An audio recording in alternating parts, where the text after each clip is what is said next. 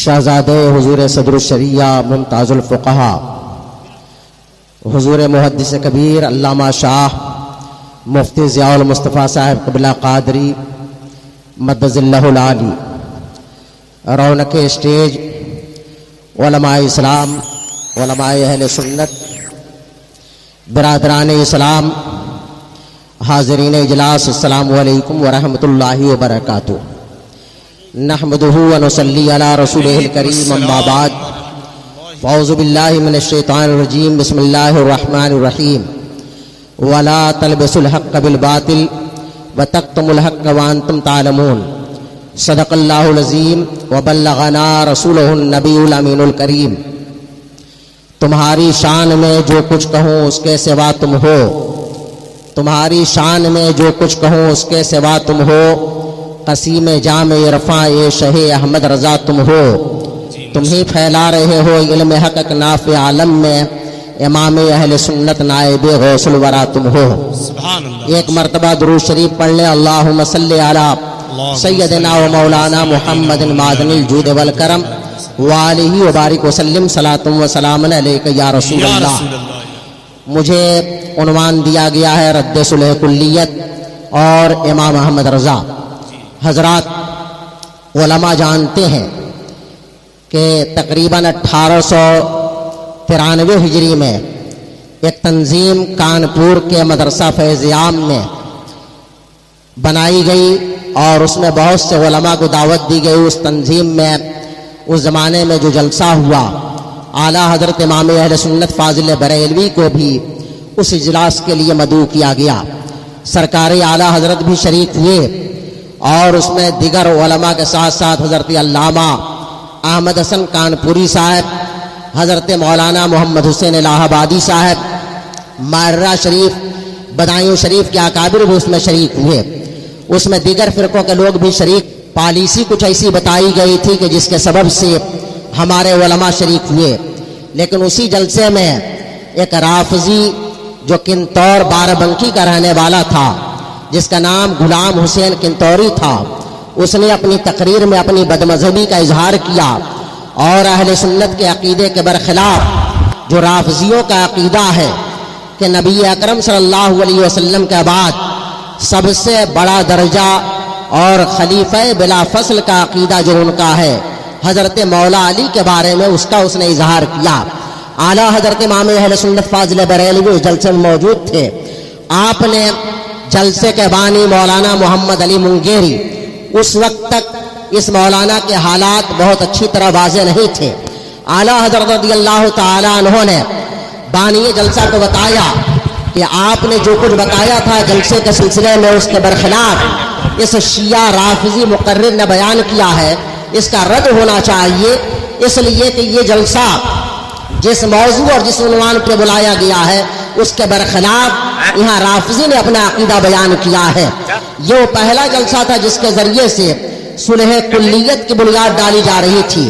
ہم سب کے پیر و مرشد سیدی سرکار تاج الشریعہ رحمۃ اللہ تعالی علیہ سے جب یہ پوچھا گیا کہ صلح کلیت کیا ہے تو آپ نے فرمایا کہ ندوہ تنظیم کی جب بنا پڑی، جب اس کو قائم کیا گیا، اس وقت سے یہ صلح کلیت کا ماحول قائم ہوا اور لوگوں نے یہ تحریک چلانا شروع کیا کہ کلمے کے نام پر ہمیں متحد ہو جانا چاہیے، کہیں تعلیم کے نام پر متحد ہو جانا چاہیے، اصلاح معاشرہ کے نام پر متحد ہو جانا چاہیے۔ لیکن ہمارے علماء نے دیکھا ہے، اہل علم جانتے ہیں کہ جب اس قسم کا اتحاد قائم کیا گیا ہے تو اس اتحاد سے اہل سنت کو نقصان پہنچا ہے، اہل حق کو نقصان پہنچا ہے۔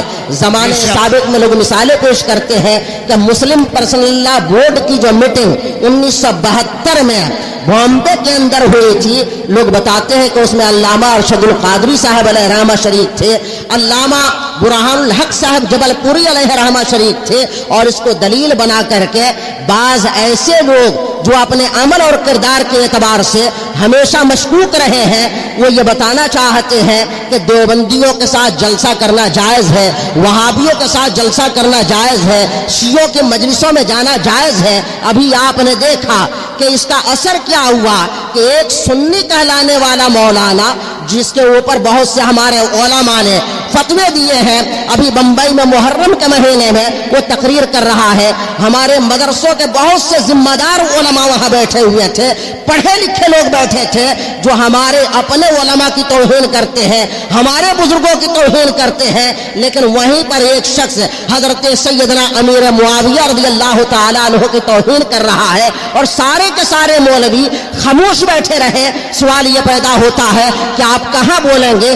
اپنے علماء سے لڑنے والے, اپنے مرکز سے لڑنے والے, اپنے مشائخ سے لڑنے والے, اپنے پیرانے کرام سے لڑنے والے. جب صحابہ کی توہین ہوتی ہے وہاں آپ کی زبان گنگ رہ جاتی ہے. جہاں نبی اکرم صلی اللہ علیہ وسلم کی شان گھٹائی جاتی ہے, جہاں ہمارے بزرگوں کو برا کہا جاتا ہے, وہاں یہ علماء بولتے نہیں ہیں.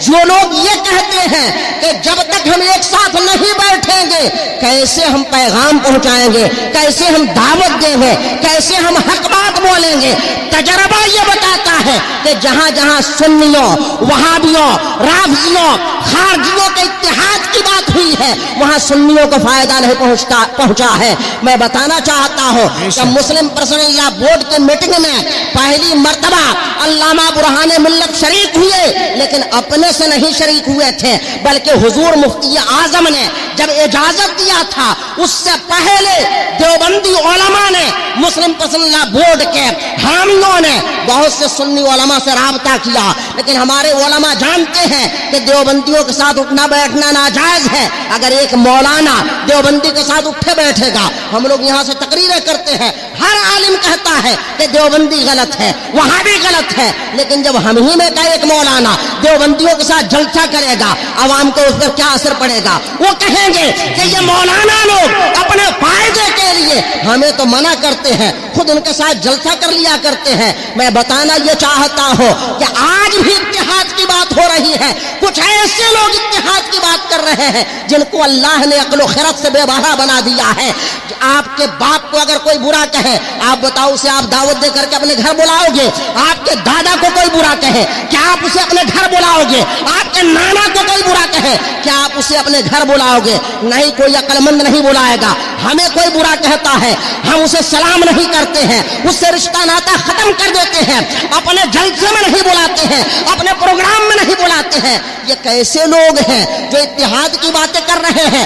جو شخص مفتی اعظم کی توہین کرتا ہو, جو شخص مفسر اعظم حضرت جیلانی میاں علیہ رحمہ کی توہین کرتا ہو, جو شخص پس پردہ اعلیٰ حضرت کے مسلک کی توہین کرتا ہو, جو اعلیٰ حضرت کے اوپر کلام کرتا ہو, بتائیے ایسے شخص کو بلایا جا رہا ہے. یہ وہ شخص ہے کہ جو ہمیشہ فتنہ پیدا کرتا ہے. ایسے شخص کو بلایا جا رہا ہے کہ اسی کے سلسلے کا ایک مولانا جو بھاگلپور کا رہنے والا ہے, مولانا قمر احمد اشرفی, کہتا ہے کہ یہ شخص خانوادہ اشرفیہ میں جب بھی فتنہ پیدا ہوا ہے تو اس فتنے کی جڑ میں یہ شخص رہا ہے. میں کہنا چاہتا ہوں کہ جو شخص 50 سال سے اپنے خاندان میں فتنے پیدا کر رہا ہے اسے بریلی میں بلا کر کے کون سے اتحاد کی بات کہی جا رہی ہے؟ میں بتانا چاہتا ہوں کہ خانوادوں کے نام پر ہم گمراہ ہونے والے نہیں ہیں. اس لیے کہ خاندان تو بہت سے ہیں, مجاور بہت سے ہیں, شہزادے بہت سے ہیں, بیٹے بہت سے ہیں. ہم نااہل بیٹوں کی بات نہیں کرتے, اور یہ اپنی طرف سے ہم نہیں کہہ رہے ہیں. لوگ کہہ دیں گے یہ مولانا گستاخ ہے, یہ بڑے بڑے لوگوں کی گستاخی کرتا ہے. میں کہتا ہوں کہ جو مولانا صحابہ کی توہین کرتا ہو, ہم ڈنکے کی چوٹ پر ایسے مولانا کی توہین کرتے ہیں اور اس کی توہین کرنا فرض سمجھتے ہیں. ہمارا مسلک ہی یہ ہے کہ وہ شخص جو ہمارے بزرگوں کی توہین کرے, اعلیٰ حضرت کی توہین کرے, مفتی اعظم کی توہین کرے, ہم اسے اپنا نہیں سمجھتے ہیں. بتاؤ جن کو اتحاد کا اتنا بخار اور ایسا ہیضہ سوار ہوا ہے, آخر انہیں کیوں نہیں پتا چلتا ہے کہ اذان ثانی کے مسئلے پر بدایوں کے ان علماء سے جن کا اعلیٰ حضرت اتنا احترام فرماتے تھے کہ کچھ پوچھنا نہیں, لیکن اعلیٰ حضرت سے اذان ثانی کے مسئلے پر اختلاف ہوا, یہ مسئلہ عقیدے کا نہیں تھا، یہ مسئلہ اصولی نہیں تھا، یہ مسئلہ بنیادی نہیں تھا۔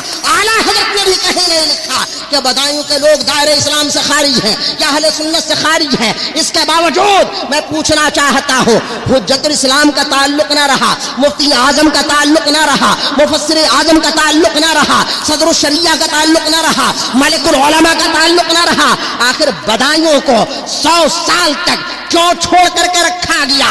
کیا یہ ہمارے تمام بزرگ نہیں جانتے تھے؟ ارے فتاوی رضویہ میں اور دیگر تمام فتوے کی کتابوں میں ایک مسئلہ نہیں بلکہ ہزاروں مرتبہ فرعی مسائل پر علماء نے کہیں حرام کا فتویٰ دیا ہے، کہیں ناجائز کا فتویٰ دیا ہے، کہیں کسی کو فاسق کہا ہے، کہیں کسی کو فاجر کہا ہے۔ میں کہنا چاہتا ہوں آنے والا جتنا بڑا گستاخ ہے، بلانے والا بھی اس سے کم مجرم نہیں ہے۔ وہ کیسا بیٹا ہے، وہ کیسا بھتیجا ہے، وہ کیسا پوتا ہے کہ جو اپنے باپ کے گستاخ کو بلا رہا ہے، اپنے دادا کے گستاخ کو بلا رہا ہے۔ سنو، جب ہم اجمیر کے مجاوروں کی پرواہ نہیں کرتے، کہ چھوچا کے مجاوروں کی پرواہ نہیں کرتے، جب ہم سیدی کے نام پر دھوکے میں نہیں پڑتے، تو خاندان رضا کے نام پر بھی ہم دھوکے میں پڑنے والے نہیں ہیں۔ چاہے کوئی خاندان رضا کا ہو یا کہیں اور کا ہو، اگر وہ مفتی اعظم کے نظریے کے خلاف ہے، اعلیٰ حضرت کے مسلک کے خلاف ہے، تو یاد رکھو ہم ایسے شہزادوں کی پرواہ نہیں کرتے ہیں، ہم ایسے لوگوں کی پرواہ نہیں کرتے ہیں۔ ہمارا مسلک مسلکی اعلیٰ حضرت ہے، ہمارے مسلک کا نام، ہمارے نظریے کا نام اعلیٰ حضرت ہے۔ جو اعلیٰ حضرت کے طریقے سے ہٹا ہوا ہے، جو مفتی اعظم کے طریقے سے ہٹا ہوا ہے، ہم ایسے لوگوں کو شہزادہ نہیں مانتے ہیں۔ آپ دیکھ رہے ہیں شہزادگی کے نام پر کیسے کیسے گل کھلائے جا رہے ہیں، کیسے کیسے کارنامے انجام دیے جا رہے ہیں۔ جو لوگ اپنے بھائیوں سے اتحاد نہیں قائم کر پا رہے ہیں، اپنے گھر والوں سے اتحاد نہیں بنا پا رہے ہیں، اپنے بھتیجوں سے اتحاد نہیں قائم کر پا رہے ہیں، وہ دوسرے لوگوں کو دعوت دے رہے ہیں کہ ہم اتحاد کرنا چاہتے ہیں۔ پہلے اپنے گھر میں تو اتحاد کر لو، اپنے باپ سے اتحاد کر لو۔ جس کا اپنے دادا کے مسلک سے اتحاد نہیں ہے، وہ کسی اور سے اتحاد کیا کرے گا؟ یاد رکھو اعلیٰ حضرت کے نام پر ہم نے اعلیٰ حضرت کے جانشین حجت الاسلام کو اپنا رہنما مانا ہے، اعلیٰ حضرت کے جانشین مفتی اعظم کو اپنا رہنما مانا ہے، اعلیٰ حضرت کے جانشین جیلانی میاں علیہ رحمہ کو اپنا رہنما مانا ہے، اعلیٰ حضرت کے سچے وارث و امین حضور تاج الشریعہ کو اپنا قائد مانا ہے۔ خانوادے کے نام پر یہ نہیں ہے کہ بریلی شریف میں جو مل جائے ہم اس کو اپنا امام بنا لیں۔ کسی شریف میں اگر بات رکھی ہوتی تو یاد رکھو اجمیر کے تمام مجاور ہمارے رہنما ہوتے، لیکن اجمیر کے مجاوروں نے جب اعلیٰ حضرت کی شان میں توہین کی تو آپ نے دیکھا کہ منبر و محراب سے، درسگاہوں سے، خانقاہوں سے سادات کرام نے، علماء نے، مفتیان ذوی الاحترام نے ان مجاوروں کو ان کی حیثیت بتا دیا۔ اور ایک بات یہ بھی بتا دوں کہ آج کل خاندان کے نام پر کہ ہم فلاں کے بیٹے ہیں، ہم فلاں کے بیٹے ہیں، یاد رکھو کس کا کون بیٹا ہے اور کون بیٹی ہے اس سے کچھ فرق نہیں پڑتا ہے۔ اسلام میں پہلے عقیدہ ہے، صحیح سید وہ ہے جس کا عقیدہ صحیح ہو، ورنہ جتنے وہ بڑے ہیں وہ سب اپنے آپ کو سید کہتے ہیں۔ ارشد مدنی اپنے آپ کو سید کہتا ہے، محمود مدنی اپنے آپ کو سید کہتا ہے، الو میاں ندوی اپنے آپ کو سید کہتا ہے، لیکن کیا تم انہیں سید مانتے ہو؟ سید نہیں، ہم انہیں مسلمان نہیں مانتے ہیں، ان ظالموں کو ہم کافر و مرتد مانتے ہیں۔ جو نبی کا گستاخ ہو، صحابہ کا گستاخ ہو، وہ ہمارا بھائی نہیں ہو سکتا، ہم اس کے ساتھ نہیں بیٹھ سکتے ہیں۔ ارے جب ایک کانگریسی مسلم لیڈر بھاجپا کی میٹنگ میں نہیں جا سکتا تو یہ ملا کتنے احمق گھامڑ ہیں کہ یہ وہابیوں کے جلسے میں جا رہے ہیں، شیعوں کے جلسے میں جا رہے ہیں۔ ایک جاہل اناڑی آدمی اپنی بیٹی کی شادی کرتا ہے، آپ جاتے ہیں پوچھتے ہیں کہ آپ کے بھائی کہاں ہے؟ کہا کہ نہیں بھیا سے ہمارے تعلقات نہیں ہے۔ کیا بات ہے؟ اس نے ہماری بیٹی کو برا کہا، ہماری بیوی کو گالی دیا۔ تمہاری بیٹی کو برا کہے تم دعوت میں نہیں بلاتے ہو، تمہاری بیوی کو برا کہے تم دعوت میں نہیں بلاتے ہو۔ تمہاری بیٹی ہے، لیکن یاد رکھو حضور مفسر اعظم کسی کے بیٹے ہونے کے بجائے وجہ سے نہیں بلکہ اسلام کے علم بردار ہونے کی وجہ سے، عاشقان مصطفیٰ کے جانثار ہونے کے اعتبار سے، امام و رہنما ہونے کے اعتبار سے دنیا کے تمام سنی مسلمانوں کے رہنما اور قائد ہیں جو انہیں کافر کہے، جو مفتی اعظم کی توہین کرے۔ لوگ کہتے ہیں شبیہ ہونے کے لیے خاندان میں ہونا چاہیے، وہ تو سیدوں کی توہین کر رہے ہیں۔ نادان اتنے بے وقوف ہیں، اتنے بے وقوف ہیں کہ بات وہ کہتے ہیں کہ اپنی جڑ کھود ڈالتے ہیں، وہ دنیا کے ہزاروں سیدوں کی توہین کر رہے ہیں۔ اگر باپ کی طرح بیٹا ہی ہوتا ہے اور بیٹے کے علاوہ کوئی نہیں ہو سکتا تو میں کہتا ہوں کہ رسول پاک صلی اللہ علیہ وسلم کی کیا شان ہے؟ نہ ان کے چہرے کا جواب ہے، نہ ان کے جلوے کا جواب ہے، نہ ان کی شکل کا جواب ہے، نہ کردار کا جواب ہے، نہ صورت کا جواب ہے۔ حضور کیسے تھے؟ آپ نے بارہا سنا کہ چاند کی چاندنی حضور کے قدموں کی بدولت ہے، تو چہرہ کیسا ہوگا؟ اب وہ سید جن کا رنگ بالکل سفید نہیں ہے، بتاؤ کیا ان کو سید مانو گے؟ ایسے تمام ظالم بے وقوف لوگ، خواہ وہ سید ہو یا غیر سید ہو، ان سیدوں کی توہین کر رہے ہیں اور کہہ رہے ہیں کہ تمہاری ماؤں نے خطا کیا ہے۔ یاد رکھو جو کسی اللہ والے کی توہین کرتا ہے تو گالی پلٹ کے اسی کے یہاں چلی جاتی ہے۔ پھر میں کہنا چاہتا ہوں کہ آنے والا جتنا ظالم ہے اس سے کم مجرم بلانے والا بھی نہیں ہے، اس سے کم خاطی بلانے والا بھی نہیں ہے۔ یاد رکھو بریلی ہماری آنکھوں کا سرما ہے، بریلی کا نام پر ہم جان نثار کرتے ہیں۔ آج سے کئی مہینے پہلے سوشل میڈیا پہ ایک بحث چلی، آئے دن لوگوں کو حیضہ ہوا کرتا ہے اتحاد کرنے کا۔ مدرسے کے مولوی کو اپنے پرنسپل سے اتحاد نہیں ہے، ناظم اعلیٰ سے اتحاد نہیں، مرید کو پیر سے اتحاد نہیں، لیکن پوری دنیا کے اتحاد کا وہ ٹھیکہ لیے ہوئے ہیں۔ یہ بریلی میں جو بھیڑ جمع ہوتی ہے، دیوانوں کا جو ازدحام ہوتا ہے، لوگوں کے ہوش اڑے ہوئے ہیں کہ 100 سال پہلے مولانا احمد رضا آئے، اتنی بھیڑ ہمارے باپ دادا نہ جمع کر پائے، ہم سارے کے سارے مل کے یہ بھیڑ نہیں جمع کر پاتے ہیں۔ اعلیٰ حضرت کے نام پہ اتنی بھیڑ کیوں ہو رہی ہے؟ اسی زمانے میں کچھ لوگوں کو بیماری تھی کہ اعلیٰ حضرت کو قبول نہ کریں گے، کہا کہ اچھا چلو مجبوری ہے، اعلیٰ حضرت کو مان لیتے ہیں، اس کے بعد تو ہمارا ہی رہے گا۔ لیکن جب حضور حجت الاسلام کا زمانہ آیا، ان کے ہاتھوں سے ان کے سارے بنائے ہوئے خواب نکل گئے اور انہوں نے دیکھا کہ حجت اسلام کا جلوہ بھی ویسے ہی برقرار ہے۔ مفتی اعظم کا زمانہ آیا، لوگوں نے کہا کہ اچھا چلو کسی طرح ان کو جھیل لو، ان کے بعد تو لوگ ہم ہی سے مرید ہوں گے۔ لیکن لوگوں نے دیکھا کہ جہاں مفتی اعظم گئے سب کی چھٹی ہو گئی، یہ اعتبار گئے، شہر کا شہر دیوانہ ہو گیا۔ اب لوگوں نے سوچا کہ اچھا چلو ان کو بھی کسی طرح برداشت کرو، علامہ اختر رضا خان ازہری وہ تو یہ سب نہیں کریں گے۔ لیکن دنیا نے دیکھا، اہل علم نے دیکھا، اہل ہوش و حواس نے دیکھا کہ تاج الشریعہ کا زمانہ آیا تو عجیب زمانہ تھا۔ مفتی اعظم امریکہ نہیں گئے، مفتی اعظم ترکیہ نہیں گئے، اعلیٰ حضرت افغانستان، اعلیٰ حضرت دوسرے ملکوں میں نہیں گئے، انڈیا میں رہے۔ لیکن تاج الشریعہ پیدا بریلی میں ہو رہے ہیں، تعلیم بریلی میں حاصل کر رہے ہیں، کچھ دنوں کے لیے مصر جا رہے ہیں، لیکن جب لوٹ کے آتے ہیں تو ان کے نانا سرکار مفتی اعظم ان کا استقبال فرماتے ہیں اور دنیا والوں کو بتا دیتے ہیں کہ بریلی کے نام پر دھوکہ نہ کھانا۔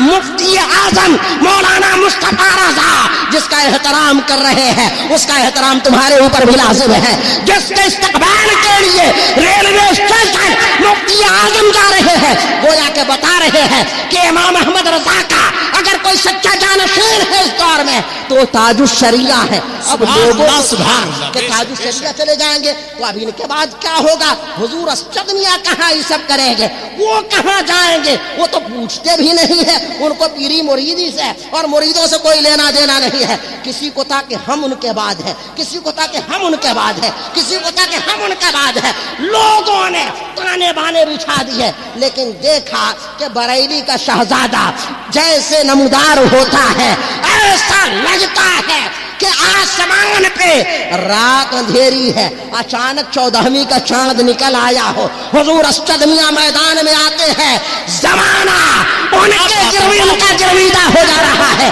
جدھر جا رہے ہیں ہر چھوٹا بڑا ان کے پیچھے دوڑ رہا واہ واہ ہے. واہ. ابھی پچھلے سال بہت جب اچھا. کٹیہار کے علاقے میں گئے، ایک 12-13 سال کا بچہ تقریباً 12 کلومیٹر پیدل دوڑتا رہا گاڑی کے پیچھے اور کہتا رہا کریا کریا تاج الشریعہ، کریا کریا تاج الشریعہ. اس سے پوچھا گیا بیٹے تم کہاں سے آ رہے ہو؟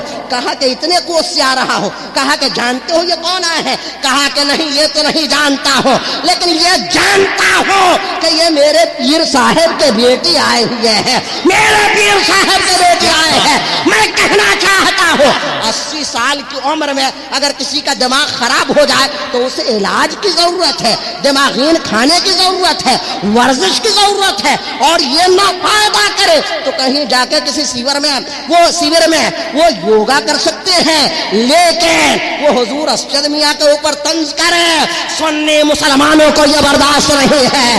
اسجد میاں اس وقت اسجد میاں نہیں ہے، قائد ملت ہے، قائد اہل سنت ہے، قاضی القضات ہے، جانشین اعلیٰ حضرت ہے، جانشین مفتی اعظم ہے. میں یہ کہنا چاہتا ہوں بہت سے بے وقوف قسم کا مرید کہتے ہیں اسجد بھیا، اسجد بھیا. کوئی کہتا ہے چاچا، کوئی کہتا ہے دادا. ارے پیر کو، امام کو، مخدوم زادے کو بھیا چاچا دادا نہیں کہا جاتا ہے. مخدوم جانشین ہے. پردھان منتری صرف پردھان منتری ہوتا ہے، راشٹرپتی صرف راشٹرپتی ہوتا ہے. آج کے دور میں اگر صلح کلیت کا مقابلہ کرنا ہے تو حضور قائد ملت کا دامن تھام لو. جو ان کے ساتھ ہوگا ہم سمجھتے ہیں کہ والا حضرت کے ساتھ ہے، جو ان سے الگ ہوگا ہم سمجھتے ہیں کہ اس کا تار کہیں نہ کہیں یا تو شیعوں سے مل رہا ہے یا وہابیوں سے ٹکرا رہا ہے. جب ہی یہ بلب پرانے زمانے والا لال والا بلب کبھی جل رہا ہے، کبھی بجھ رہا ہے، کبھی جل رہا ہے، کبھی بجھ رہا ہے، ایسے بلب کو اتار کے پھینک دو. اب یہ نیا زمانہ ہے، یہ نئی روشنی ہے، یہ نئے طریقے ہیں. اللہ تعالی ہم سب کو مسلک اعلیٰ حضرت پر سختی کے ساتھ قائم رکھے. آمین یا رب العالمین. السلام علیکم ورحمۃ اللہ وبرکاتہ.